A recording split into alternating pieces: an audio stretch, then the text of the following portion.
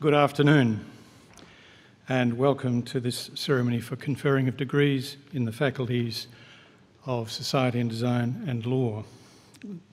A special welcome to our special guests, to Bond University colleagues, and most importantly to our graduands, to their families and their friends. I'm delighted now to introduce our Chancellor, Dr. Helen Nugent, AO.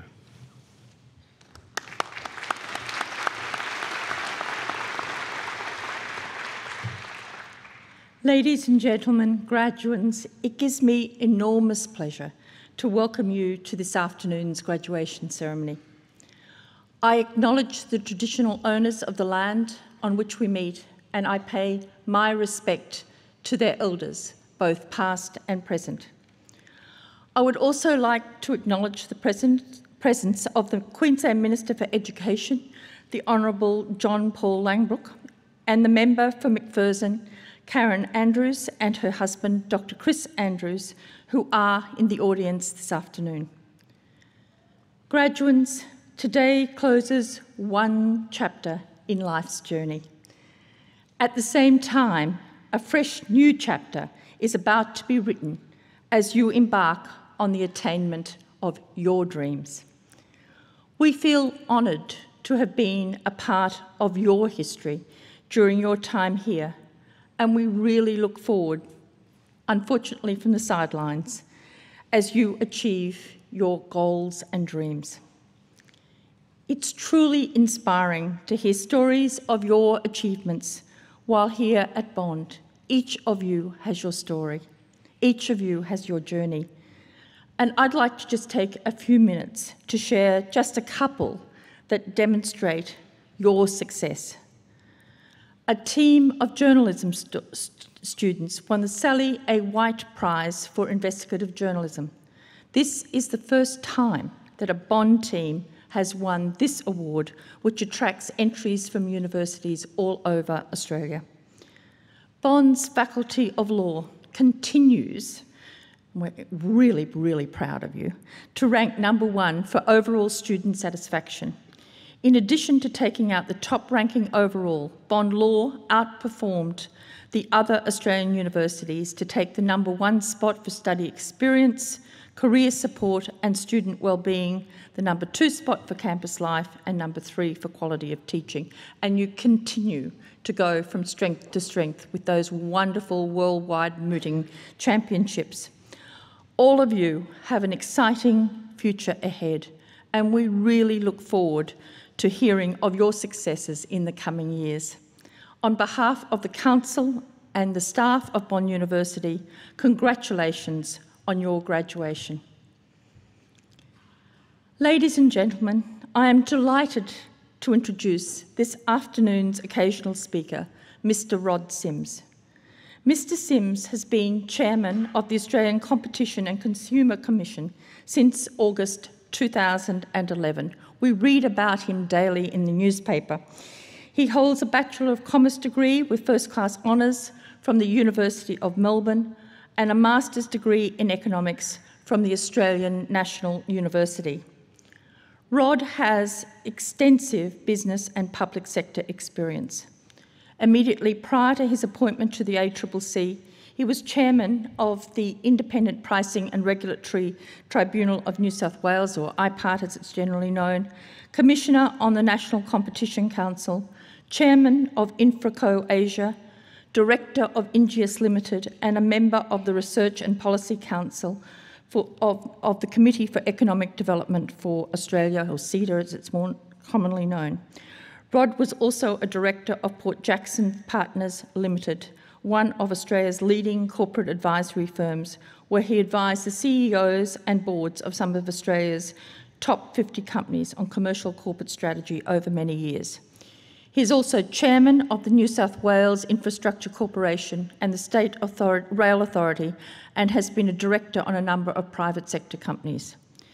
Mr. Sims has made a truly significant contribution to public policy debate on matters of national importance. He is a truly great Australian, and we're immensely privileged to have him with us today. Ladies and gentlemen, can you please join with me in welcoming Mr. Rod Sims?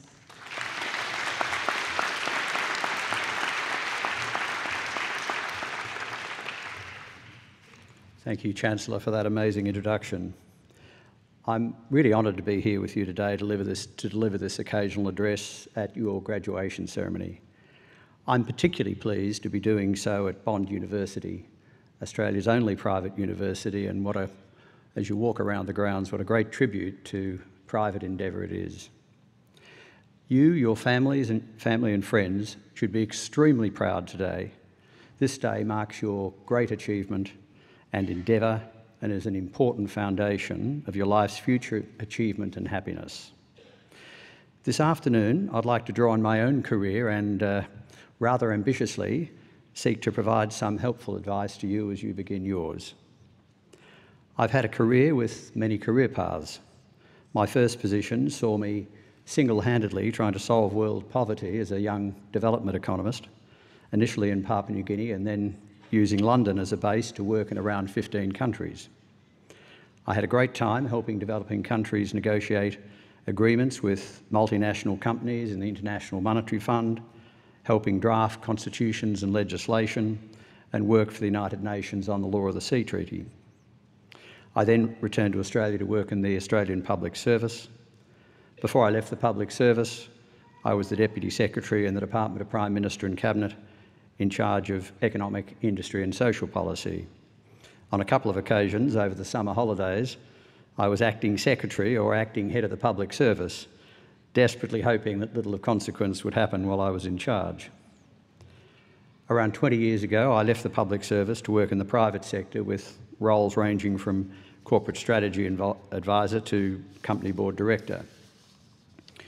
I then assembled a portfolio of very interesting and disparate roles, and just as I had the portfolio finalised to my complete satisfaction, I was then offered and accepted my current position at the Australian Competition and Consumer Commission.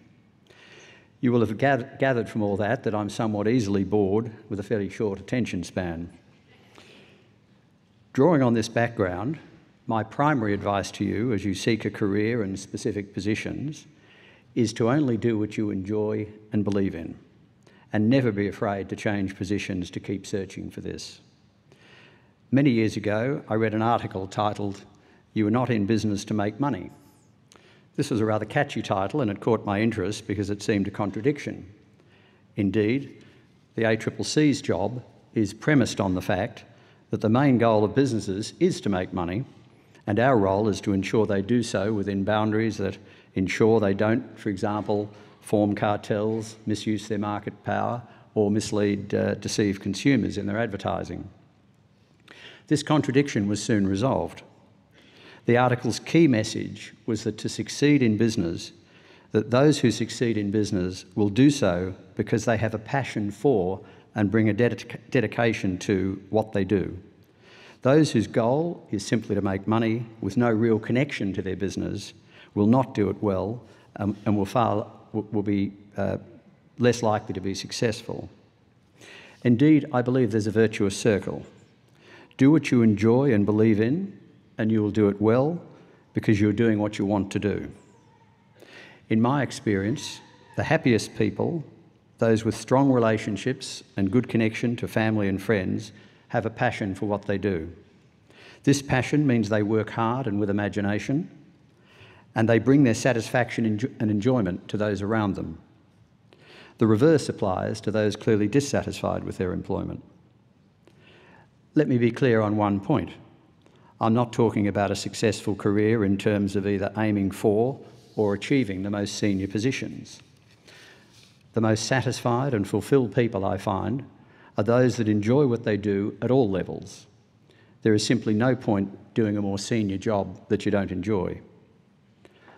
I remember a new graduate once seeking my advice many years ago on which direction they should go in their career. Should they enter their chosen profession or seek a position working as a personal assistant to someone running a business or an organisation? I urged the former so as not to, in my then terms, waste their degree. This was a serious error. I should have seen where this person's passion and interest lay. And of course, if you're applying yourself to whatever task, the wide learnings from your degree are never wasted. There is again the parallel point. If you are doing what you enjoy and believe in, you will do it well. More important, doors will open for you that you can't foresee. I have many friends in senior positions who never thought about getting to their current positions. They simply did what they enjoyed and believed in, took one step at a time, doors opened, and they became leaders in their field. To rephrase the title of the article I just referred to, they were not in their job to be a success. They did a job they enjoyed and believed in, and then they were successful. My second point, which is closely related to my primary advice, is to seek in your career to have an impact. What counts is not what you do in life, but who you touch or who you affect. There is so much to address in this complicated, exciting, and sometimes depressing world. Indeed, everywhere you look in Australia or around the world, you can see terrific things and you can see appalling things. Wonderful music or architecture, or conflict and poverty. Be uplifted by the terrific things and see if there is a way you can do something about the appalling things. You can't really solve the latter, and it's futile to become depressed by them, but see where you can make a difference, because every small contribution helps. Another way of making this point is to recut my earlier theme. Seek to enrich others and you will enrich yourself. I firmly believe that happiness is not mainly achieved directly, but indirectly. Seek to benefit others and you will be all the more satisfied and happy yourself. My third point is to stay busy. If you enjoy and believe in what you are doing, this will likely take care of itself. But you do have a choice as to which gear you are operating in life. There is an old saying, if you want something done, give it to someone who is busy or already has enough to do. The point is that such a person is already moving quickly, uses their time efficiently, and more importantly, gets things done. If in doubt, take more on. If opportunity presents itself, seize it. More opportunities will then flow. As you get older, you realise how short and precious life is. To me, it seems like only yesterday that I was sitting where you're sitting today. Don't get me wrong, I don't want to trade places with you. I thoroughly enjoy being the age I am, and you've got a life journey in front of you that I've done and don't wish to repeat. Instead, my point is that life is short and don't waste it. My fourth point is seek advice when in doubt. People are usually flattered that you seek advice from them, and they're usually keen to help, always keen to help. I remember well a range of advice I've got at various points in my career. Sometimes the advice was pivotal, sometimes I just needed someone to listen to the arguments on either side so that I could see the answer for myself. My fifth point is always believe in yourself. You would not be here today if that belief was not well justified. As you go through life, the self-belief will be tested. Some self-doubt is good, as it can compel you to try harder. I'm told that Pete Sampras worried endlessly about his backhand, which is why it became his strongest stroke. Never, however, let the doubts get too large, as they'll cloud your judgment and become self-reinforcing. On the other end of the scale, while self-belief is good, arrogance is appalling. It shows you have contempt for others. Finally, I have in recent years tried to listen twice as much as I speak, consistent with having 2 ears and 1 mouth. I find the more you listen, the better people will rate you as a conversationalist. My friends and colleagues would likely laugh at hearing this ambition, but I'm actually trying very hard to achieve it. And you are never too old to have goals and to strive to achieve them. Indeed, when you stop trying to achieve goals, you may have retired from life. To conclude, when people get to the end of their lives, they often regret things not done. They usually regret not having followed their passion. Make it your goal to have no regrets. Being an economist, One of the people I look up to in life is John Maynard Keynes, the great British economist who gave us much of our current economic system and institutions. When asked towards the end of his life what he wished he'd done more of, he replied, "Drink more French champagne." It's great to have such few regrets. Mind you, I'm working very hard on not having that one in particular. Thank you for your time today, and I wish you all the very best for the future.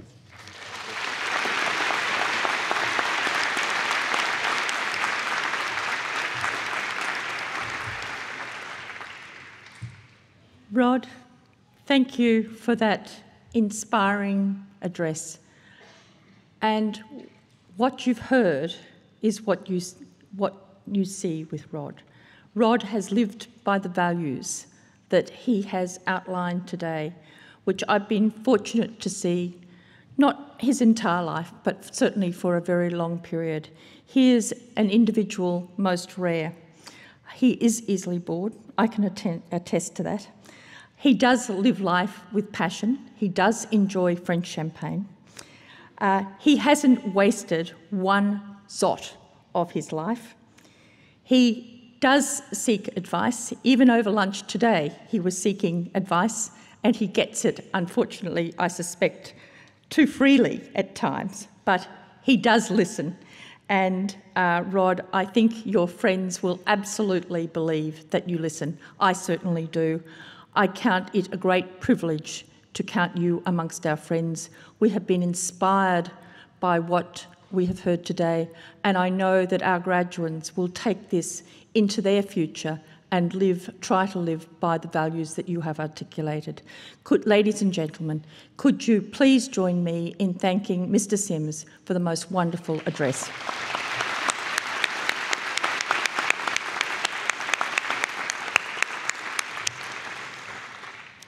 Ladies and gentlemen, I now invite the Vice-Chancellor and President of Bond University, Professor Tim Brailsford, to present a candidate for the award of the degree of Doctor of the University honoris causa.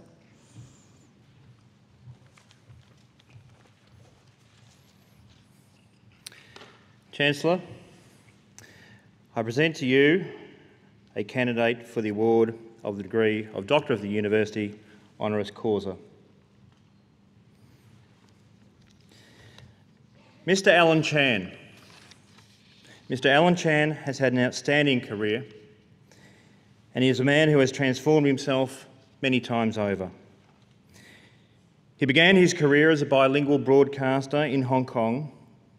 He was and remains well versed with the media. From that experience, he developed a strong sense of language and cultivated his linguistic skills in English, Mandarin, and other Asian languages, always with a fine sense of the meaning of the word and its full dimensions, treasuring accuracy above all. He acted as a salesman initially in a shipping company in Hong Kong, then rose to an executive position, completing the advanced management program at Harvard Business School along the way. He then founded his own shipping company, a small company initially, from scratch, and over many years developed it, particularly through a partnership with his great friend Mr. David Tan, coincidentally the father of a Bond alumnus and the grandfather of a current student. In 2007, Alan began to sense that overcapacity in the shipping industry was looming large. He made the decision to sell his beloved 37-year-old business despite very strong emotional attachments to it. His exit from the industry and its timing have been the subject of a business case study. That case study is used in several MBA programs, and the case study is particularly focused on Alan's ability to forecast, to pick the right time to move, which has been a feature of his career. In more recent years, Alan has turned his mind to ethical and philosophical issues, frequently giving lectures and seminars to university and community groups across China, Australia, and the United States. He has a passion for East-West cultural interaction, and in the celebrated case, which has also become a case study in political science, one of his ships was hijacked by Indonesian pirates. It was eventually located in the Chinese port, but stripped of all its cargo. In legal proceedings which ranged globally from the insurers in London to the law courts in Beijing, Alan Chan's sense of justice led him to pursue the ethical issues far beyond any practical legal outcome. Alan has given lectures and seminars to students at Bond University on the Confucian tradition and on Confucian ethics. He has a personal belief and a dedication to the Confucian ethical code. In recent years, he has published a number of books, including a book published in 2012 by Bond University Press titled Topical Topics. He is also well known for his book on Philosophy Revamped, which is a series of essays in the history of Chinese philosophical and legal ideas, along with comparison with Western philosophers such as Plato and Aristotle. In all his work, there is a call back to a traditional ethical creed and a deep belief that the global business system should be pervaded by and deeply rooted in the highest ethical standards. His support of the Bond University Centre for East-West Cultural and Economic Studies has been outstanding, long-standing and absolutely critical in its development and output. He gives generously and ever-willing support in a variety of ways, including his personal engagement and the opening of networks, particularly through Northern Asia. Chancellor, in recognition of his long-standing commitment to ethics in business, ethics in society in general, to Confucian philosophy and values, and his ongoing support of the Faculty of Society and Design here at Bond University, I present to you Alan Chan for the award of the degree of Doctor of the University, honoris causa.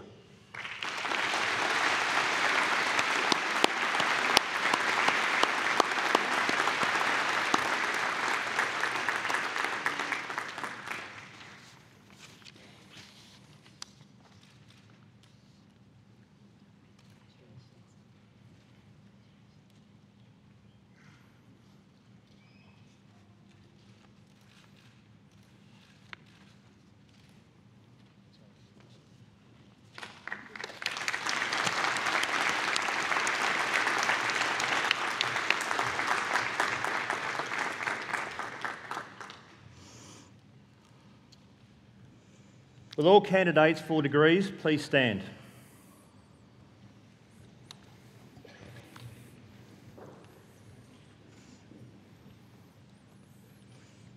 Yes, hats on, please. Chancellor, I wish to present the following graduands who are in attendance today for admission to awards of Bond University.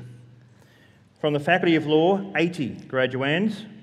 From the Faculty of Society and Design, 153 graduands. Chancellor, I certify to you and to the University that the graduands have satisfied the requirements for admission to the award for which they are being presented. With the authority of Council, I hereby admit you to the awards for which you have qualified. I also admit to their awards those candidates listed in the graduation program who are unable to be present today.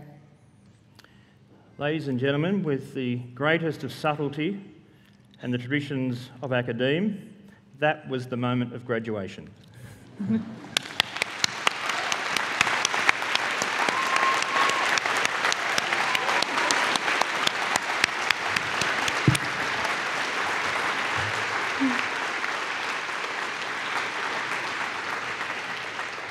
Graduands, please be seated. I now invite the Dean of the Faculty of Law to join me in congratulating each of her graduates, as graduates now, not graduands, as they are presented.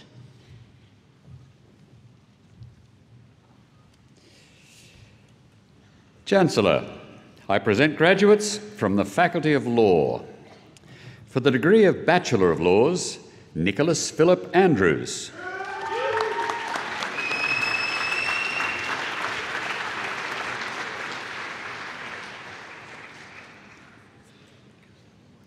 Darcy Blair Thompson.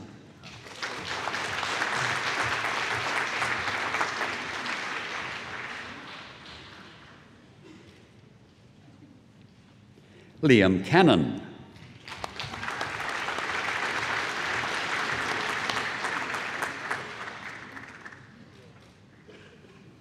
Chen Liujuo,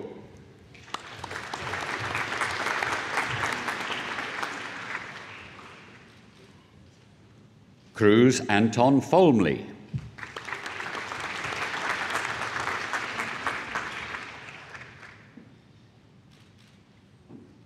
Matthew Granger,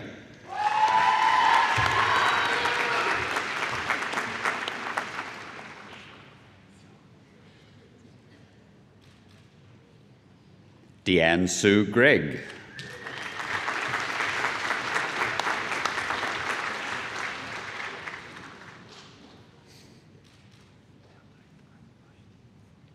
David Wayne Hadley,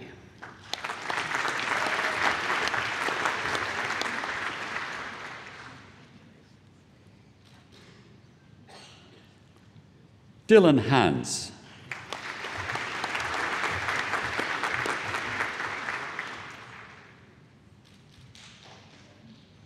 Sarah Samantha Huang,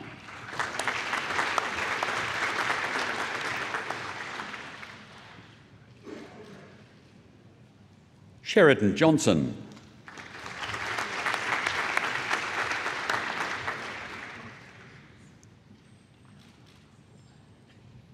Christina Jukic,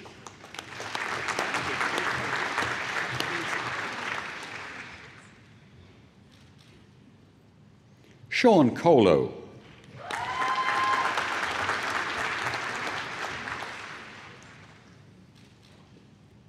Joanna Ling,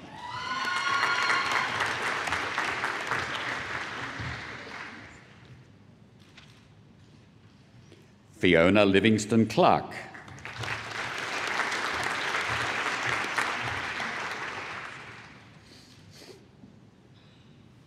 Christopher David William Lummy,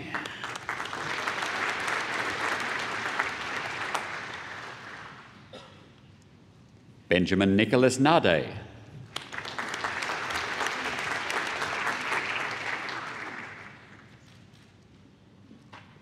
Razin Kamal Nizar,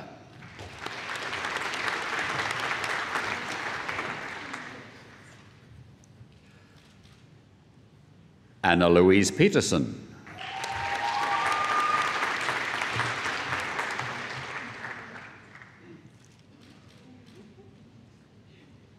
Kai Prasa,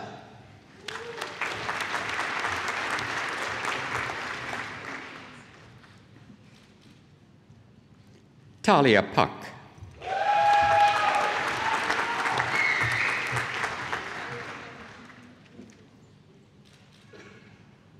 Shona Sahai,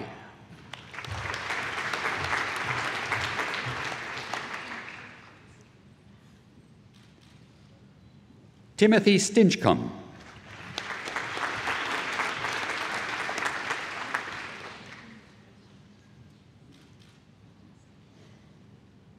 Matt James Wishlingsky,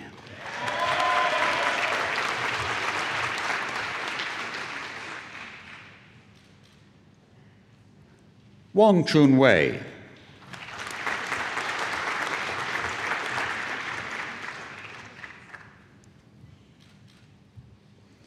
for the Bachelor of Laws and Bachelor of Business, Kaya Conradson,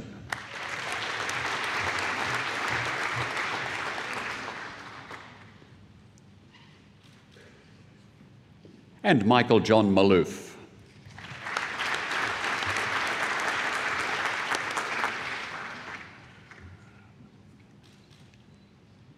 For the Bachelor of Laws and Bachelor of Commerce, Sally Ann Davies.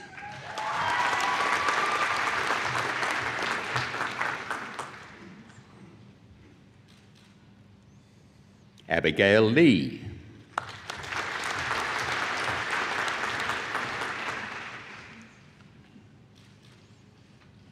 Mark Manolis.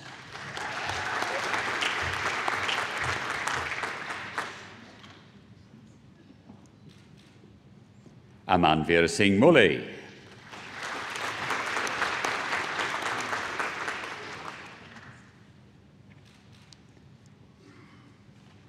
Manuela Mwilambwe.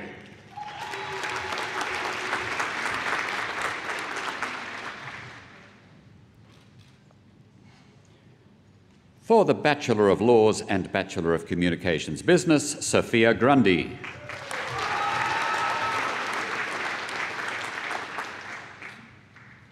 For the Bachelor of Laws and Bachelor of International Relations, Naomi Lenore Dixon.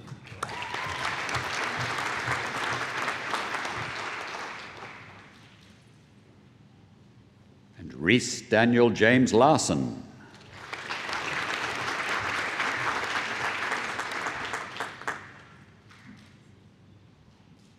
Brock Fyland.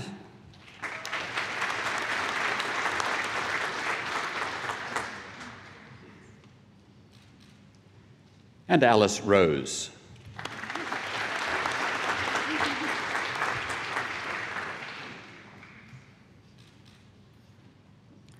For the Bachelor of Laws and Bachelor of International Relations Business, Harriet Johnson.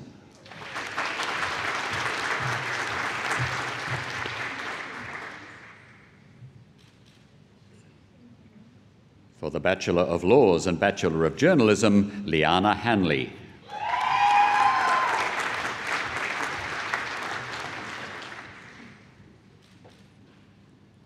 For the Bachelor of Laws and Bachelor of Social Science Criminology, Lucy Code.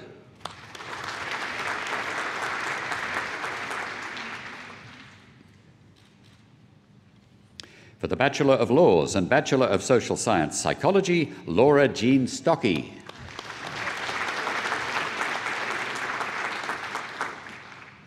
For the Bachelor of Laws with Second Class Honours Division B, Edward Fleetwood.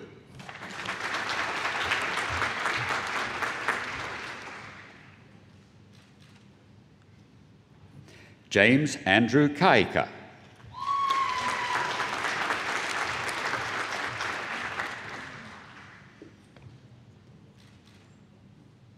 And Yasmin Zinab.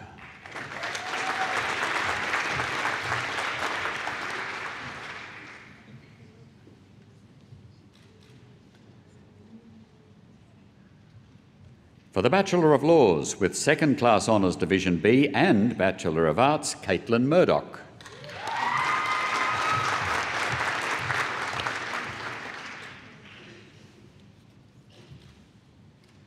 For the Bachelor of Laws with Second Class Honours Division B and Bachelor of Commerce, Cecilia Alice Cobb.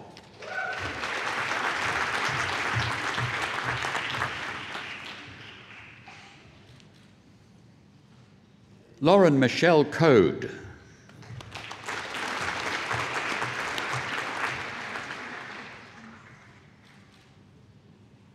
Jack Reed.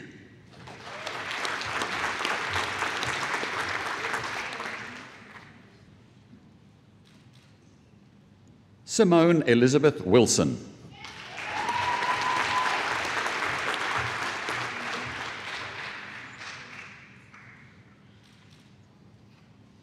And Jenna Wong.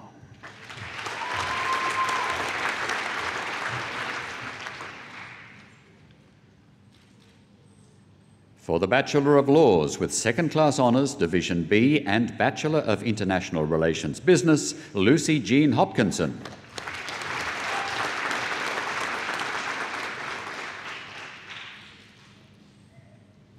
For the Bachelor of Laws with Second Class Honours Division A and Bachelor of Arts, Christy Jade Megg.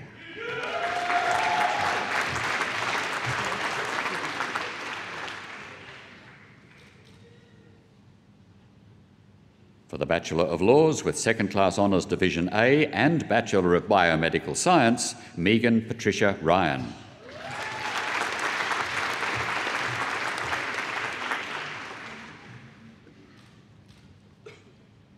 And Catherine Sana Wetton.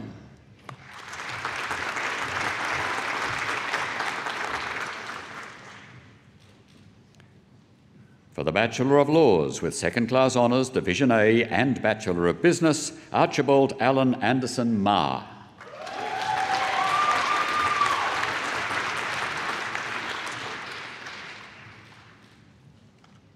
Bachelor of Laws with Second Class Honours Division A and Bachelor of International Relations, Jenny Leo.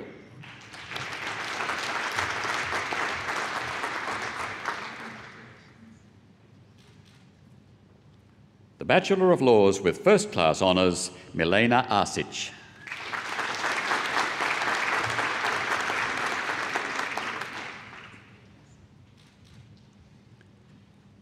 For the degree of Juris Doctor, Darryl Tottle Fraser.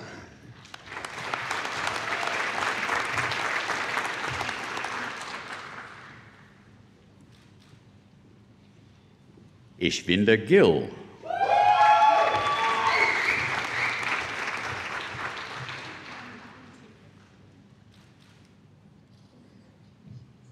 Grant Hatley.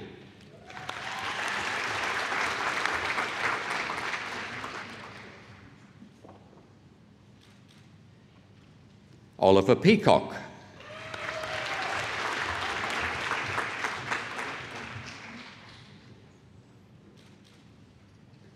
Christina Dawn Phillips.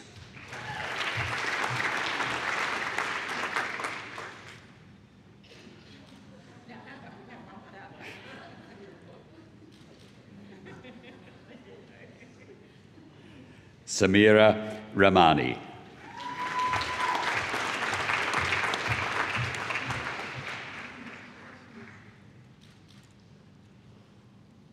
Alfei Roda.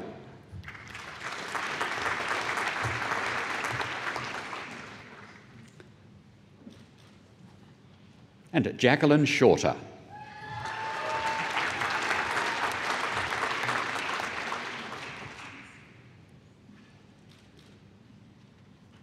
The Juris Doctor with Second Class Honours Division B, Tara Riley.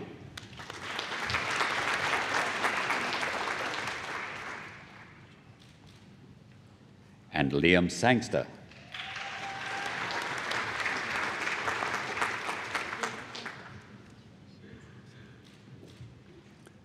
For the Juris Doctor with Second Class Honours Division A, Peter de Jong.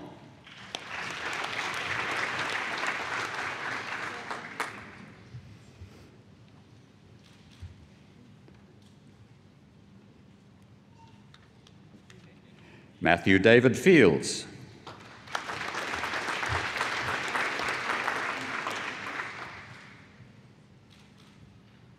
And Anne Poboczewski.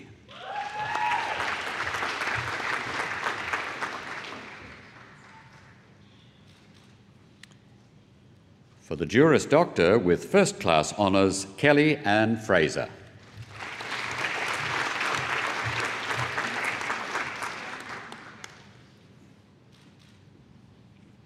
For the Postgraduate Diploma of Legal Practice, Cassandra Kate Swite.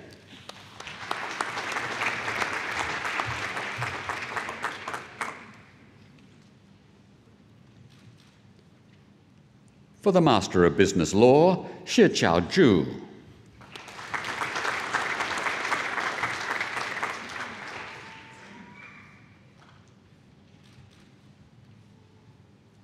For the Master of Laws, Terence Joseph Geiger.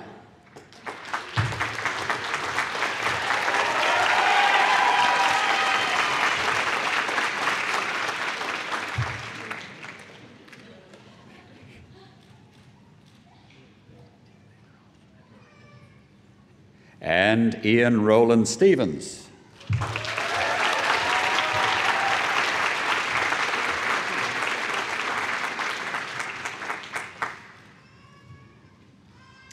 For the Master of Laws, IP, IT and E-Commerce, Gina Cesari.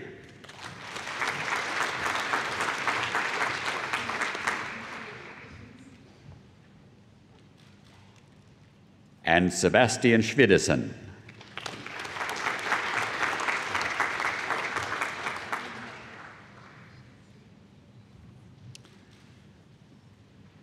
For the Bachelor of Laws with First Class Honours and Bachelor of International Relations and the awardee of the Minter Ellison Medal, Gabriel Joan Morris.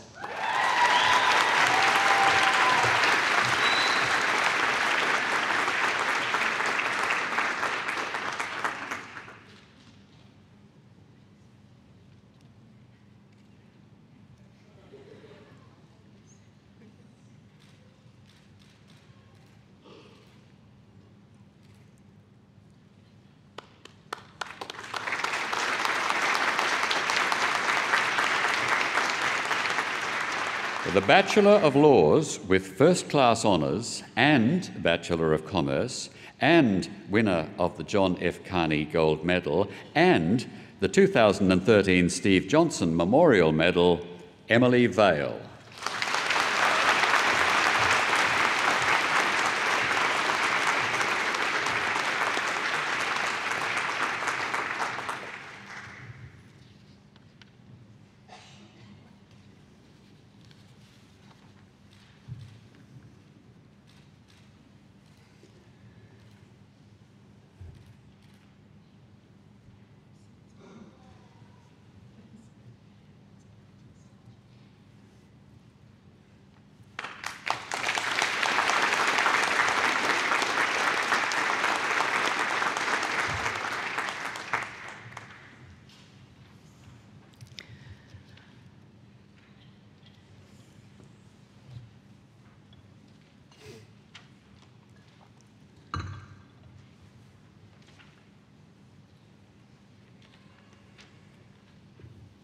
I'm sorry, it's thirsty work.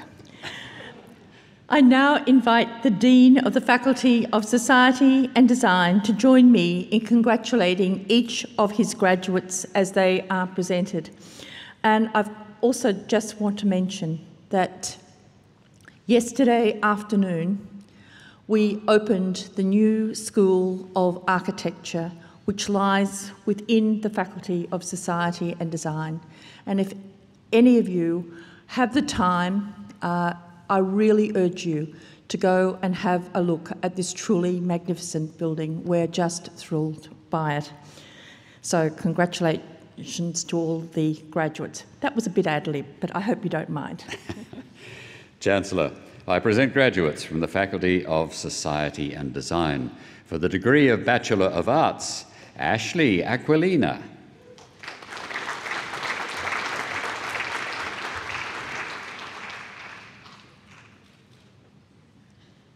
Charles Crowley.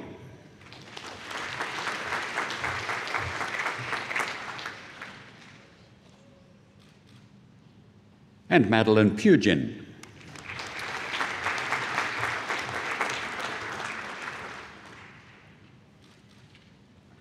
For the degree of Bachelor of Communication, Lara Ray Both.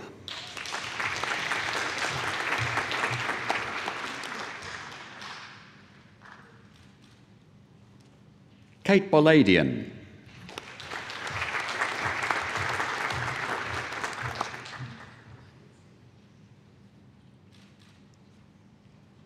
Grace Callan.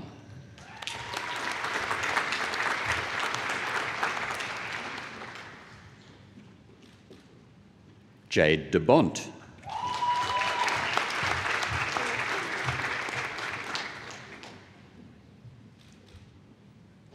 Isabel Dixon.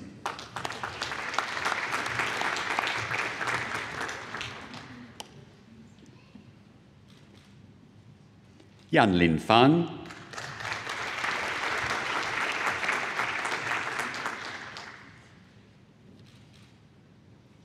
Claudia Jones.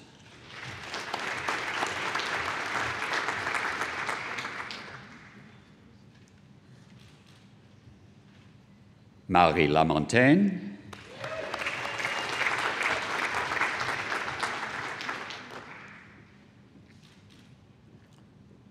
Crystal Joy Landers.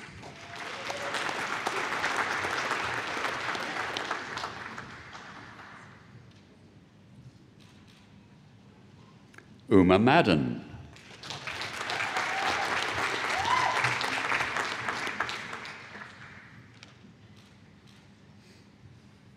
Danielle Pierce.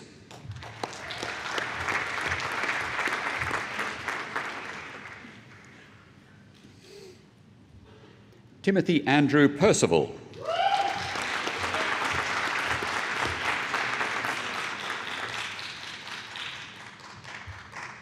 Bailey Preston.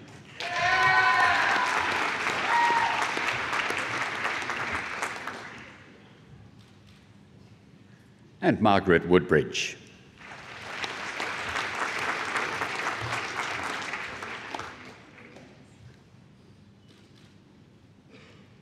For the Bachelor of Communication Business, Deng Xiaowei.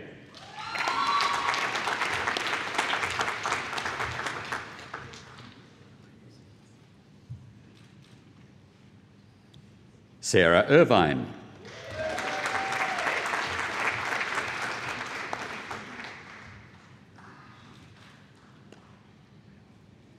Diana Javidi Pasijani.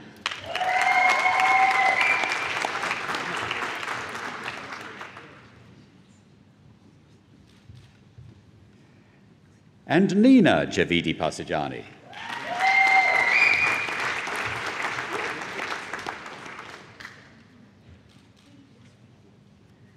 Karina Kucherenko.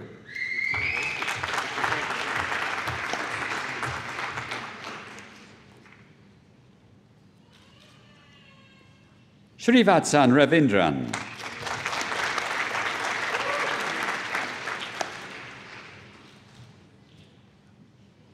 Silja Remma.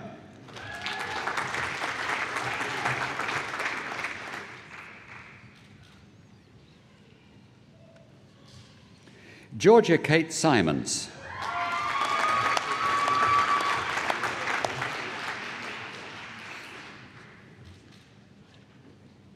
And Hannah Smith.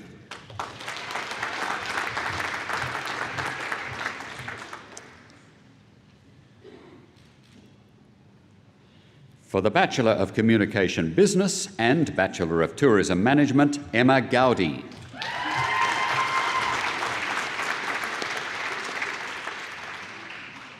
For the Bachelor of Computer Games, Samir Estanboli.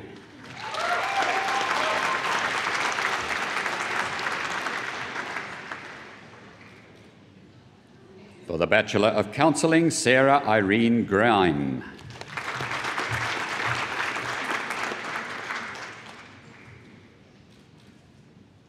For the Bachelor of Film and Television, Mark Desiatov.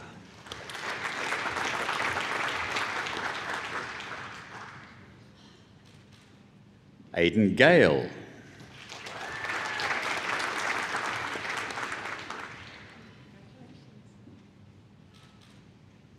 Stephen Grevis.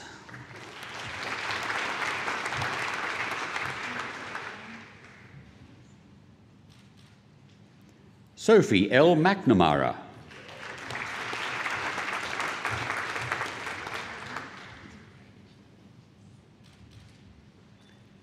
Lily Newton.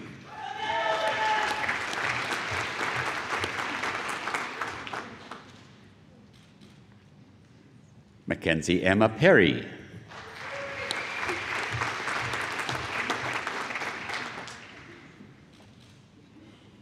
Daniel Scott.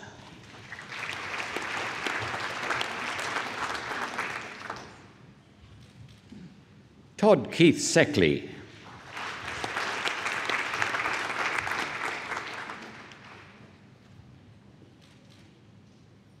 Jane Stevens.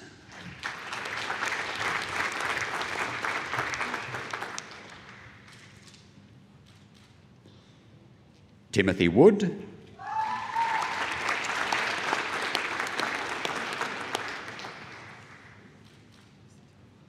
Xie Lin Zhen.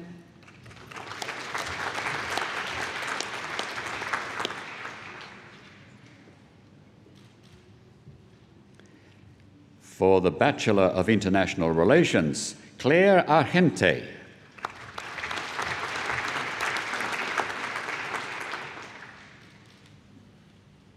Tawanda Henry Beattie.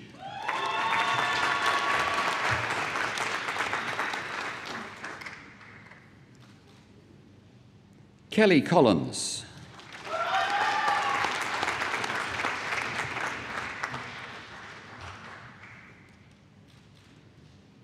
Sinead Carolyn Dumas.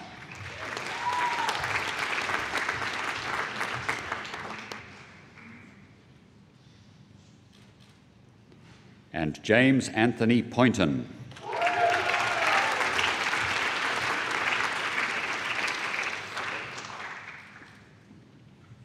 For the Bachelor of International Relations and Bachelor of Laws, Stephen Hodgson.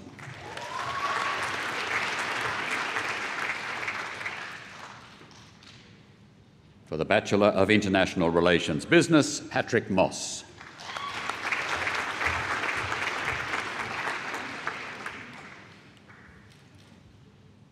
For the Bachelor of Journalism, Michelle Marie Gately.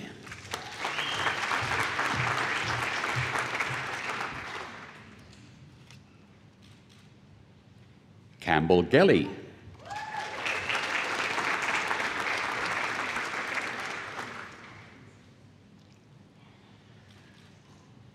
Sasha Hanton.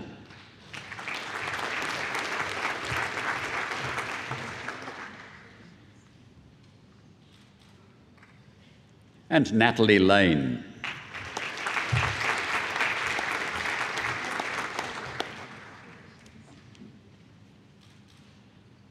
For the Bachelor of Journalism and Bachelor of Laws, Fiona Self.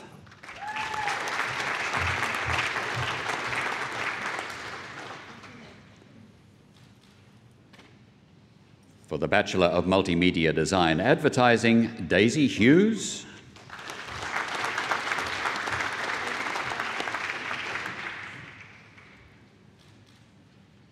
And Jade Mulholland.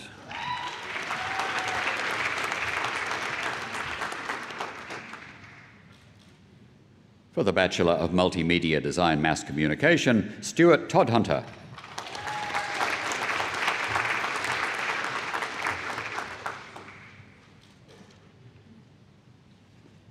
For the Bachelor of Multimedia Design Production, Geordie Avila.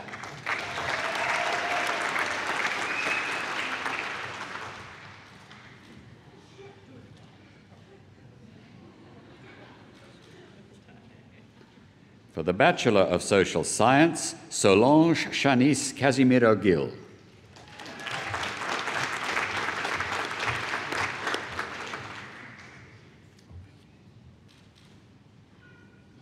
And Happiness Marufu.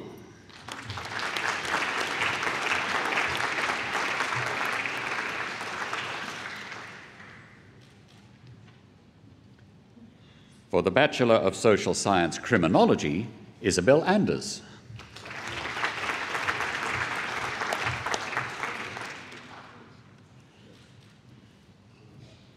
Emma Louise Barnes.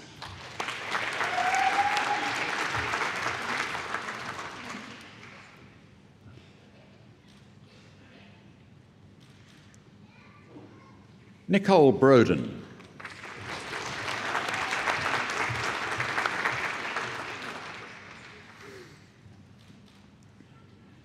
Tamika Jo Horrobin.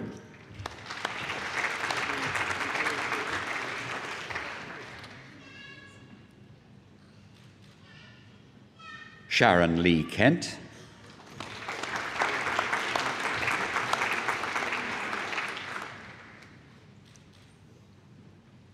Luke Nahusan.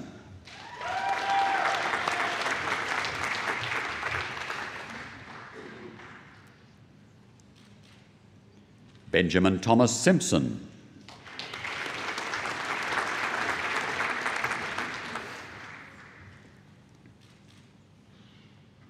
Talia Jade Ward.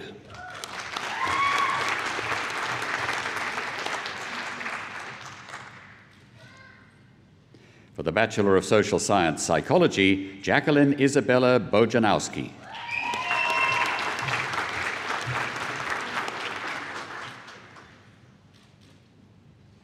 Kyla Jean DeCandia.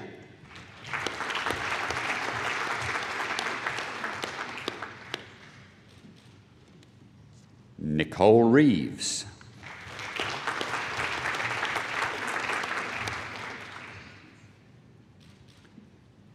Natasha Rowe.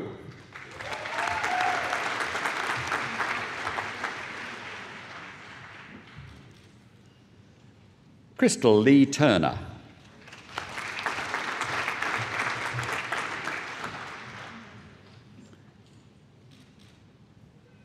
For the Bachelor of Social Science Psychology with Second Class Honours Division B, Stephanie Koo.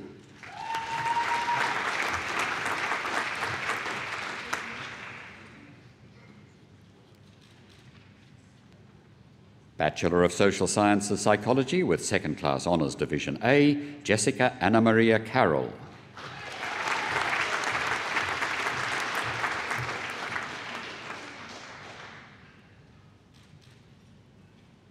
Samantha Louise Farr.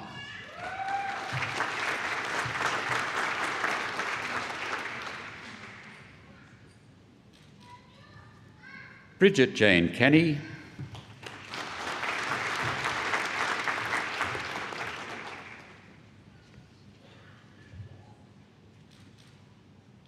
And Louisa Pickett.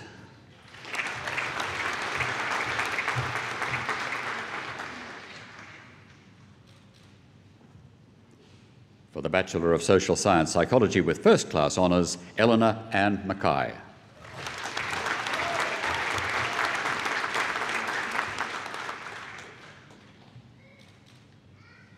For the Graduate Diploma of Psychology, Susan May Geerlin.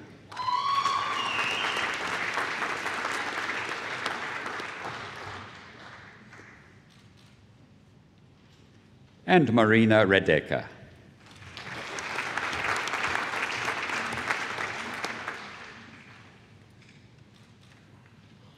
For the Postgraduate Diploma of Behaviour Management, Rosalina Sandy.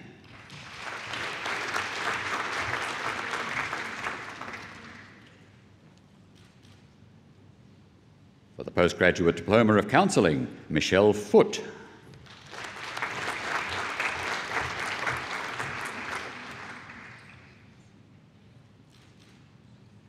And Natasha Jade Short.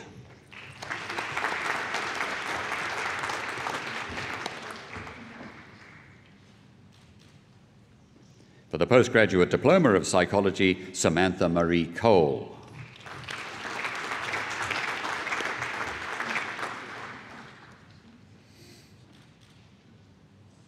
Paul Andrew Fitzgerald.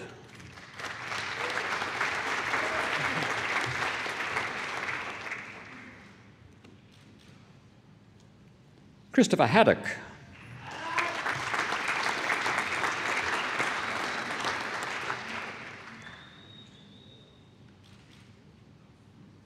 Valley Lee Jones.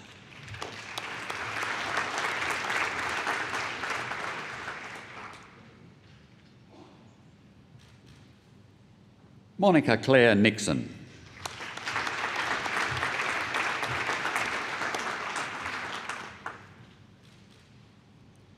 Fiona Meng Yao Wu.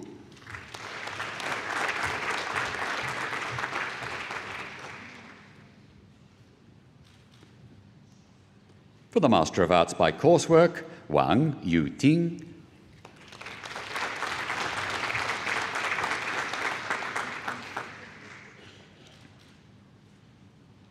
For the Master of Communication Business, Melissa Cortinas.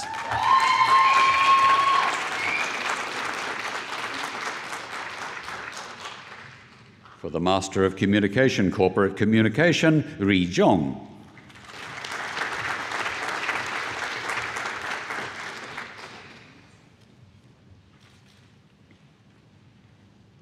For the Master of Criminology, Kirsten Evans.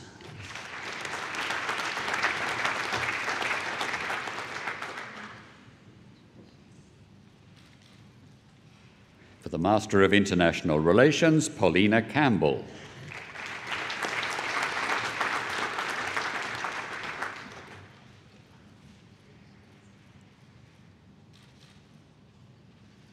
And Michael James Vincent Froggatt.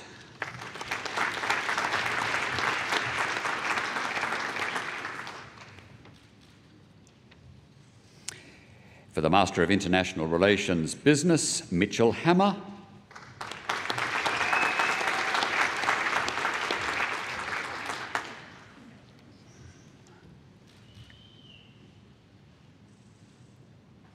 And Alan Ormond Douglas White.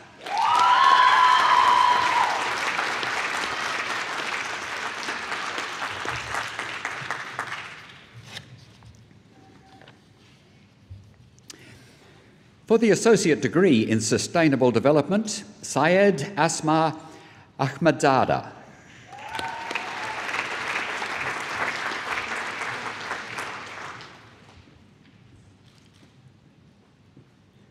For the Bachelor of Architectural Studies, Lily Brand.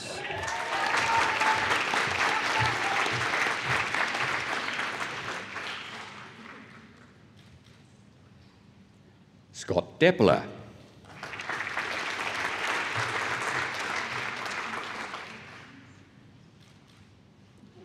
Samara Hayes.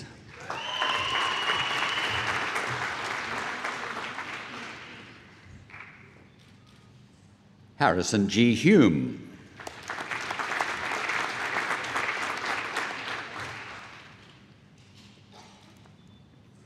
Sasha Kaufman.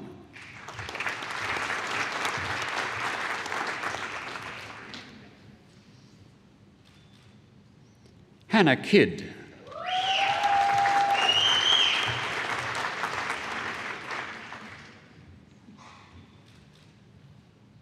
Andrew Morris.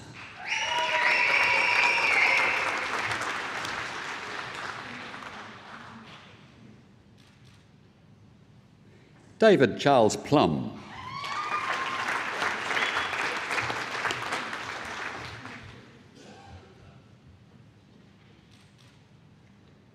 Stephen Rowell.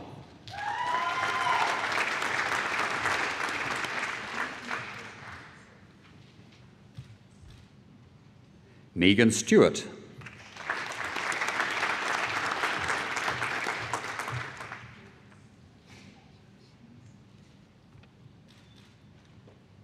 And Daniel Wood.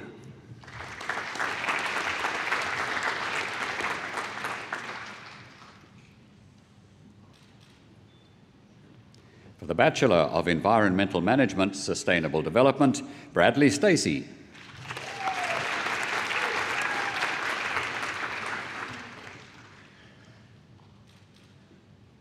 And Madeline Waters.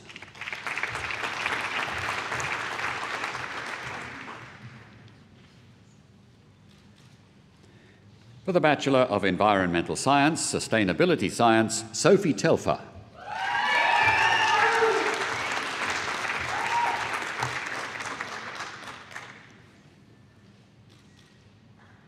For the Bachelor of Property and Sustainable Development, Construction Management and Quantity Surveying, Rachel Alexandra Cook.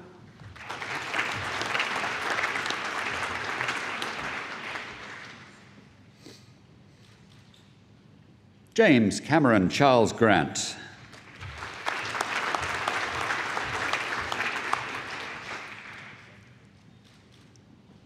Isaac Johnson.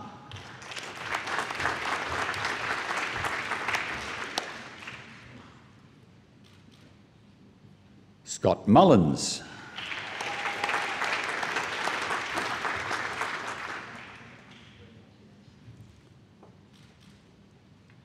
Luke Pears.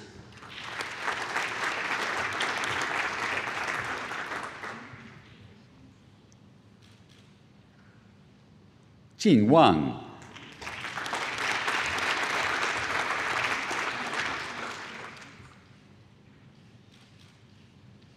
Yu Fei.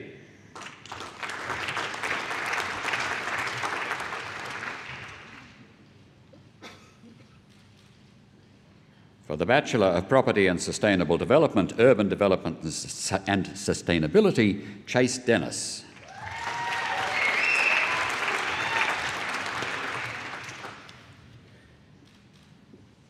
And Christopher Mendez.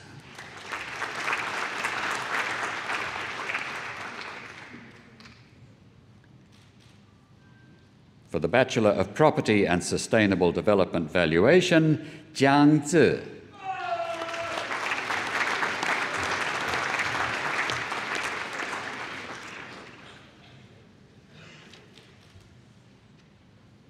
Simon Tuma.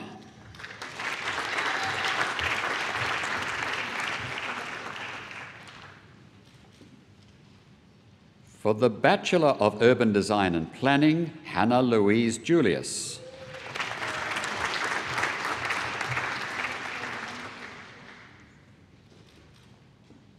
For the Graduate Diploma in Construction Practice, Naya Nyakabi Ginyo.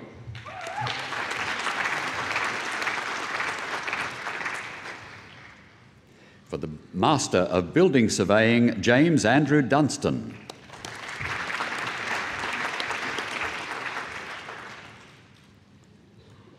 For the Master of Construction Practice, Matthew James Bailey.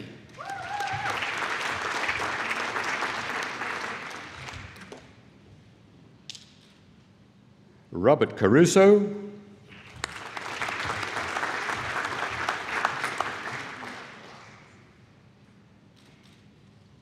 And Kevin Ormsby.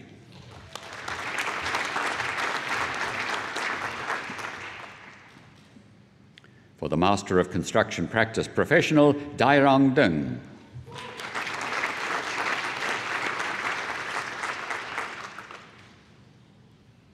For the Master of Environmental Management Sustainable Development, Olga Kislyakova.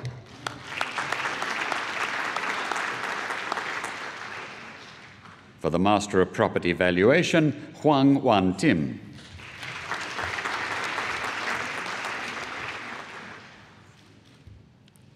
For the Master of Real Estate Sustainable Development, James Douglas Cox.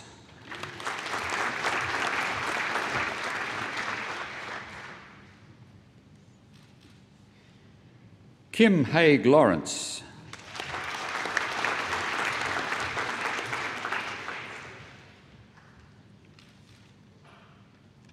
David Parsons.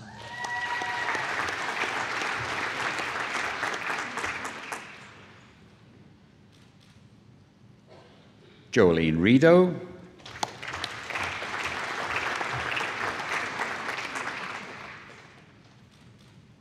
And Lyndon Tam.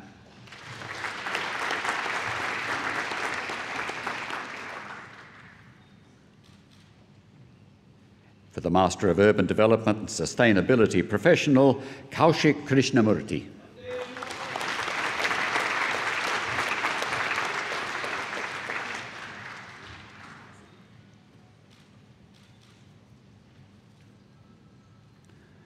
For the degree of Bachelor of Architectural Studies and the recipient of the 2013 Sohail Abedian Medal for Excellence, Melanie Miller.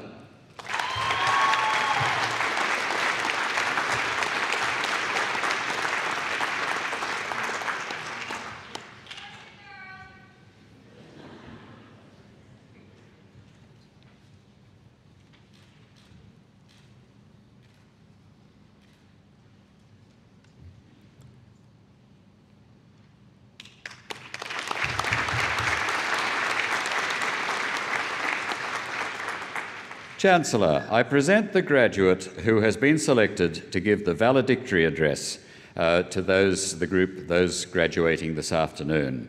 He is graduating with the degree of Master of Laws. I present Matthew McLean.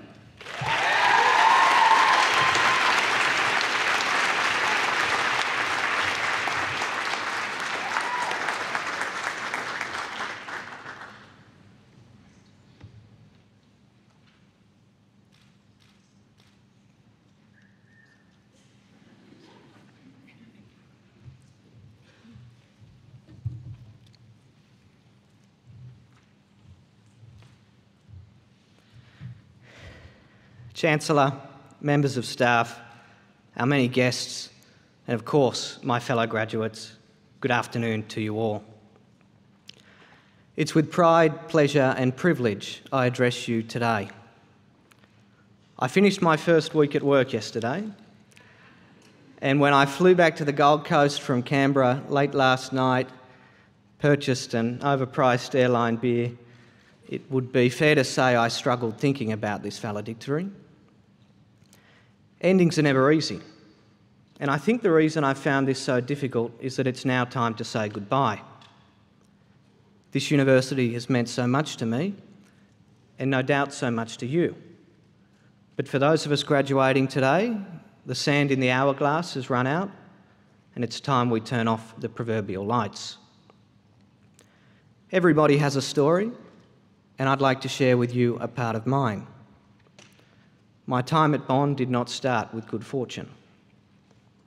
3 days before I left my home in Newcastle, I had a farewell party, our last night out in town. At about 2 a.m. in the morning, I said goodnight to one of my oldest and dearest friends, a boy named Griffin Hayes. 6 hours later, Griffin's body was found lifeless on the railway tracks of Newcastle. When I should have been enjoying my O-week, full as it is of toga parties and tide and bride, I was instead aboard a plane back to Newcastle to bury a neighbour and mate of over 10 years. All was not well at this point in time, and when I returned to Bond, I wondered whether or not the place really was for me. Meanwhile, my hopes for the carefree student life had been suddenly dashed. But it's true when they say that it's always darkest before the dawn, and soon enough Bond opened its world up to me.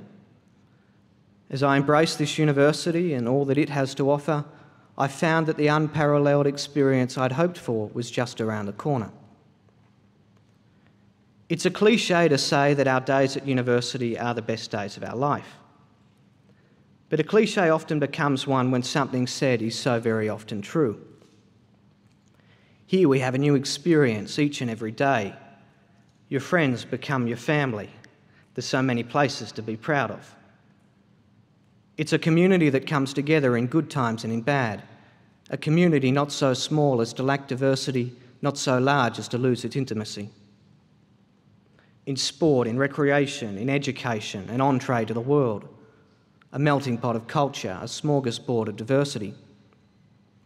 It's a journey of self-discovery at a time of self-importance, a chance to explore one's politics, one's values and one's worldview, a path past new thinking, new vision and new ideas.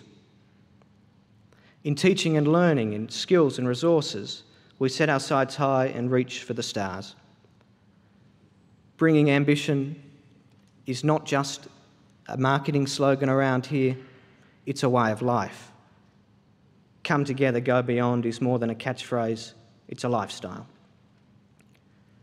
First and foremost, we are a learning institution. This applies as much to the experience inside the classroom as it does outside of it. So after almost 4 years, what have I learnt? Become a global citizen, see the country and the world. If you're going to swim in the lake, don't get caught. Form meaningful friendships with faculty and staff. If a girl mistakes you for Hamish Blake in a nightclub, just go with it. What's popular isn't always right. What's right isn't always popular. Be wary of the butter chicken at Bond Cafe. Accept that some failure is inevitable. Overcome it with tenacity and determination. You can fit a stretch limousine through Hungry Jack's drive-through. Fight the battles that come to you. Don't sweat the other stuff. Get to know the name of the cleaner. If you can't spare a moment for the person getting up at 4 a.m. to clean your mess, we don't want you here. You never know who you'll go to the casino with on your 21st birthday. Life here is better with company. Go on a Santa Claus pub crawl. And most importantly, enjoy every moment of every day, because pretty soon you'll be delivering the valedictory and wishing it could all start over again. So, who do we thank for all of this? Our academics, from tutor to dean, those who have imbued us with a spirit to innovate, a wealth of knowledge and a world of enterprise. Thank you. Our administrators, who day in, day out, work hard to deliver for the students of this university. Thank you. Our management, who I can call role models and mentors, but I'm most proud to call friends. Thank you. Our families, who may not be here with us at Bond, but without whom we would not be here at Bond. Thank you. And ourselves, because you, my fellow graduates, you have worked hard, you have achieved, you are this university. From the bottom of my heart, thank you. So this journey is coming to an end. And while it's been my journey, it's also been yours. The paradox of Bond is that although our stories are unique, they are also the same. Your chapters will have had different titles, your pages varying numbers, but the genre remains identical. You would have had your own highs and lows, your own individual setbacks and challenges. The lessons may have been different, but they were nonetheless learnt. We have shared a wave of common experience, swam in a sea of joint activity, and here today ride a tide of familiar emotions. What we have is a bond of bond that cannot be broken and will not be undone. And as the sun sets on our life at university, the sun rises on our life after this place. And though bond is now in our past, it's the foundation stone of our future. You leave today with a testamer in one hand and a fistful of dreams in the other, armed with the knowledge of the 21st century, rich with the skills of this still new millennium. So, what about the future? Well, it can be whatever you want it to be. A titan of industry, a pioneer of public policy, a leader in thought or research, a hero in the courtroom, a legend in the classroom. No matter what you do, no matter where you do it, your footprints will be traced back to here. You are bond through and through. We are bond through and through. So, just as I will never forget my friend Griffin, I will never forget this university, and I will never forget you.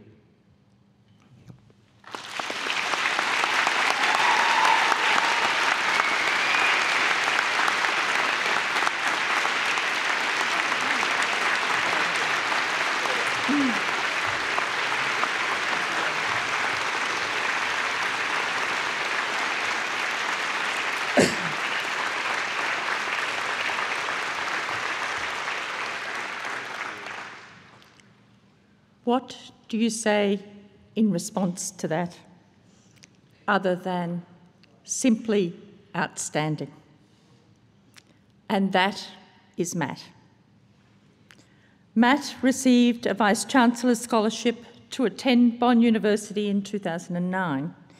He completed a Bachelor of Laws with honours before commencing a Master's in Corporate and Commercial Law. Throughout his studies, he achieved first in class across a number of subjects and secured a position on the Dean's list for academic excellence. Having heard that, I don't think any of you are surprised.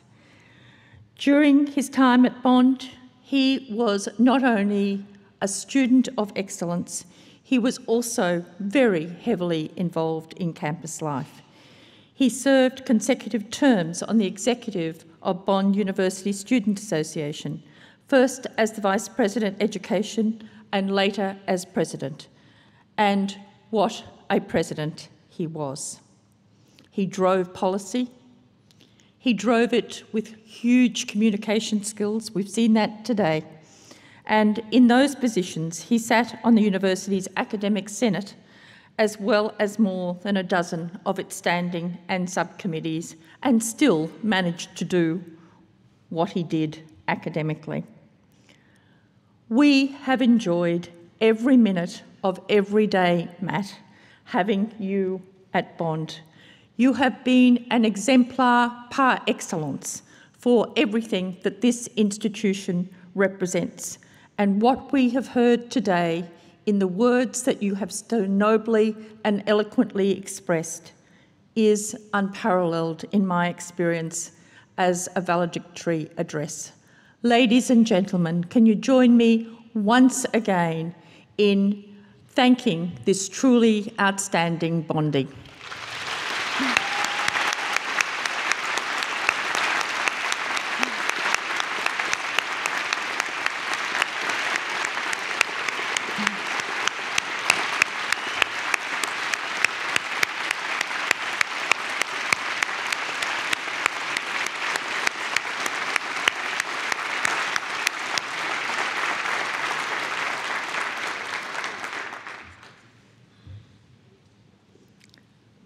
I now call upon the Vice-Chancellor and President to read the Bond University charge to the graduates. Will the graduates please stand?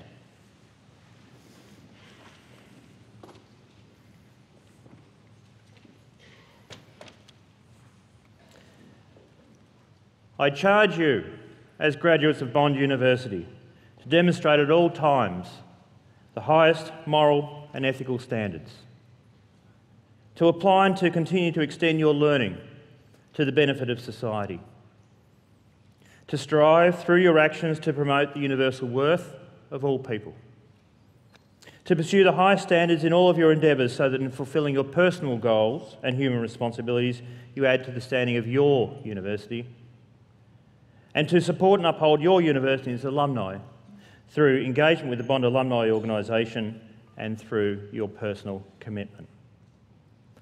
Graduates of Bond University, do you accept that charge?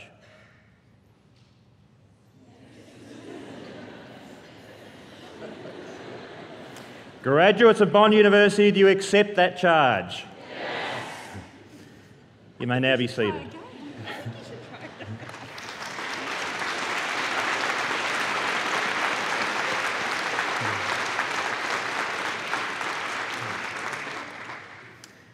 Ladies and gentlemen, in Mr McLean's outstanding valedictory address, he acknowledged the support of family and friends.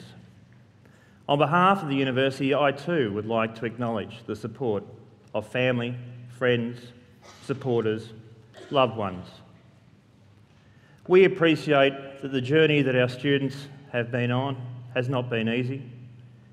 We appreciate that they could not be here today, realising their ambition without the support of so many people that have assisted behind the scenes. Many of those individuals are in the audience today, graduates. So I ask you just to take a moment and acknowledge the many supporters, friends, family, parents, sisters, brothers, grandparents that are amongst us.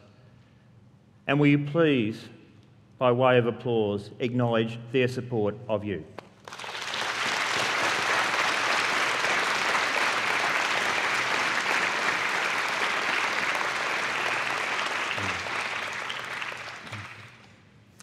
We are a humble university. We are a unique university. We are Australia's first and remain Australia's only genuine, private, fully independent, non-profit university. As such, we do not receive 1 single cent and have never received 1 single cent for the education of our students. As such, we have to almost literally beg, borrow and steal. But we are reliant upon the magnificence and the generosity of various benefactors. Many of our alumni are indeed benefactors. And I want to ask you to do one more thing for us. In the weeks ahead, when you receive the final congratulations and wrap-up material, there'll be a request to make a small donation back to your university, not to the staff, not to the campus, for the benefit of future students. That small donation is $20.14. Why, you ask? It is the year of the horse. It is also 2014.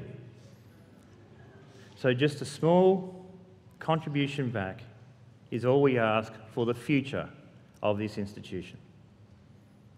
As you move forward in life and your careers flourish, you will attain some baggage along the way. And at times, you may get frustrated with that baggage. At times, you may feel frustrated with your career. You may be tempted on occasion to act inappropriately. You may be tempted to act unethically. And dare I say, you may be tempted to act dishonestly. I beseech you to remember the ethics and the values of your education here at this institution. I beseech you to remember that your actions, your behaviours at all times will not only reflect upon you, but will reflect upon this institution. Our reputation has been forged by 25 years of outstanding graduates. I trust that you will continue in that finest of tradition. Ladies and gentlemen, I am conscious that you have been extraordinarily patient. I am also aware that some hugs and kisses, possibly some champagnes, certainly some photos and some sunshine awaits you outside.